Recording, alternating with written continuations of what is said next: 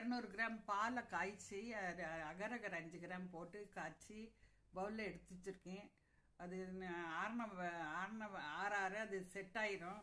அதோட இது rose milk எசன்ஸை வந்து இதில் போட்டு 2 சொட்டு போட்டு கலந்துட்டுணும். கலந்துட்டுட்டு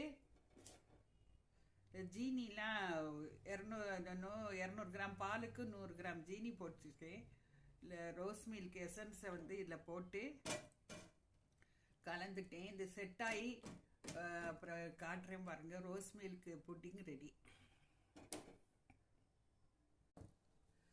ரோஸ் மில்க் புட்டிங் ரெடி. இதை செஞ்சு பாருங்க.